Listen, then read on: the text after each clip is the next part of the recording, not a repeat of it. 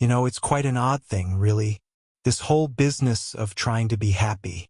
Because somewhere along the line, we were told that happiness is something we have to go out and get. Like it's hiding somewhere, tucked away behind a career or a person, or a dream house with perfect lighting and a pool that looks good on Instagram. And so we chase it. We grind, we hustle, we meditate, we manifest, we optimize. We read books about how to find happiness, as if it were some lost wallet you misplaced at a party years ago. But have you noticed something peculiar? The harder you try to be happy, the more miserable you become. It's rather like trying to catch your own shadow. The faster you run, the faster it slips away. And there you are, exhausted, wondering why this endless pursuit of joy keeps leaving you empty. Now, the joke of it, the cosmic trick, if you like, is that the very act of trying to be happy implies that you aren't. You're telling the universe, moment after moment, that this isn't it. That the present moment, this very breath, this very heartbeat, isn't good enough. And so, happiness, that shy little creature, scurries off into the woods the moment you start chasing it. Because happiness is never something you get. It's something you allow. Comes not when you grasp for it, but when you stop grasping altogether. Let's start with a simple observation.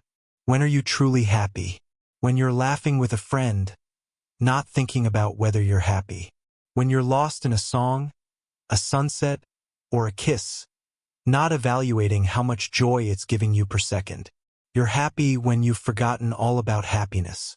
A child playing in the mud doesn't pause to ask, "Am I happy right now?" He's too busy being. But we adults, we're professional evaluators of our own existence. Always measuring, comparing, judging. We've turned happiness into a performance metric. And so, the moment we notice we're happy, we begin to ruin it by asking, how long will this last? And that's precisely when it begins to fade. Now, the philosophers of the East, those clever old rascals, saw this problem a long time ago. The Buddha spoke of tanha, craving, the thirst that makes you suffer. Not because desiring is evil, but because it's endless. You crave pleasure and run from pain. You want permanence in a world that refuses to sit still. And so, you cling to moments, people, identities, and life in its playful way slips right through your fingers. The Taoists understood this too. They called it wu wei, action without forcing. It's like water. It flows where it must, without effort, without strain. And yet, it shapes mountains. The more you push, the more resistance you create. But when you let go, when you stop trying to make the river flow your way, you find that life carries you exactly where you need to go. Now, people often ask me, "But Alan, does that mean I shouldn't try to improve my life? Shouldn't I have goals, ambitions, dreams?" Of course, you can have them, but it's quite different to move with life rather than against it. To act from a sense of fullness rather than lack. You see, most of our striving comes from this sneaky little belief that we're incomplete, that something's missing, that we must become something before we can relax. And so, we spend our lives trying to earn the right to be at peace. But peace, my dear, isn't a reward. It's your natural state. You were peaceful before anyone told you you needed to be happy. Think about this. You didn't choose to be born. You didn't choose your parents, your body, your mind. And yet, here you are breathing, blinking, alive. You're not some alien visitor who arrived in the universe. You're what the universe is doing in this particular form right now. Just as the ocean waves. You are the universe, people ing. And the moment you see that, the whole game changes. Because then there's no you trying to get happy. There's just life, playing itself out. And the funny thing is, when you stop trying to control it all, when you stop demanding that reality conform to your preferences, life becomes a lot lighter. You find laughter where before there was tension. You find music where before there was noise. The great paradox is that happiness is a side effect, not a goal. It's the fragrance of a life well lived, not the flower itself. If you spend your life chasing the fragrance, you trample the flower. We say, I'll be happy when I get that job, when I find that person, when I make that money. But each time you arrive, the mind invents a new condition. I'll be happy when I have more time, more success, more peace. And on it goes, an infinite ladder with no top rung. And so, the secret, if there is one, is rather mischievous. To stop climbing. You see, you can't fall off the path if you stop trying to get somewhere. Because this moment right here is where the path was leading all along. Now, imagine for a moment that happiness was never something you could get, because it's something you are. That right now, beneath all the mental chatter, all the what-ifs and if-onlys, there's a quiet hum, a background piece that's always been there.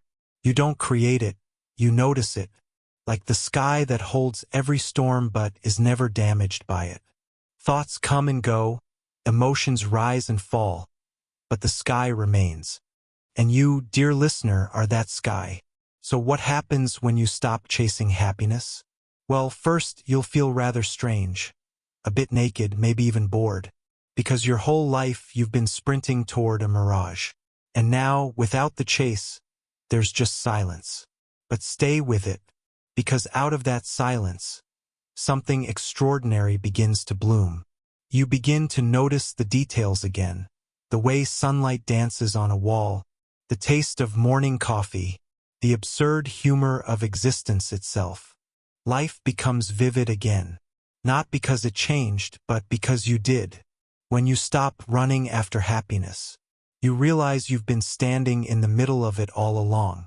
But the modern world doesn't like that answer. It prefers systems and steps and 10-point plans. It wants you to believe that you're a project that needs fixing. That if you buy this, read that, manifest this, then you'll finally be enough. And yet, the irony is that your endless self-improvement is often just a more sophisticated form of self-rejection. Because hidden beneath the goal of becoming better is the belief that who you are now isn't worthy of love. But tell me, if you can't love yourself now, in all your imperfection, in all your confusion, what makes you think you'll love yourself later, when the world deems you successful? You won't, because you'll just move the goalpost again.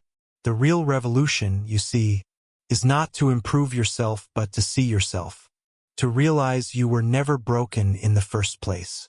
That the very idea of fixing yourself was planted by a culture that profits from your dissatisfaction. So instead of trying to be happy, just notice the rhythm of your life, the inhale and exhale, the rise and fall of joy and sorrow. Let them move through you like waves.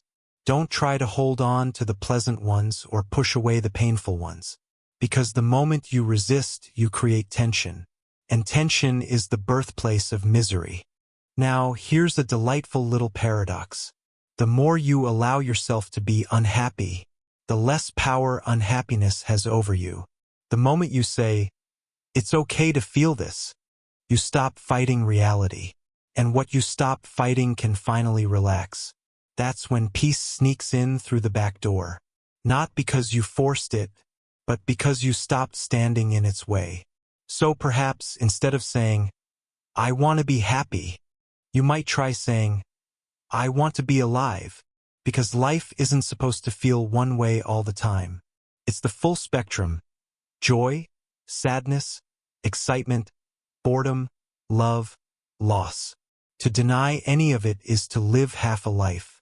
When you make friends with change, with uncertainty, with the fact that everything, even happiness, comes and goes, you discover something far more profound. A quiet, unwavering contentment beneath it all. That's what the sages called peace.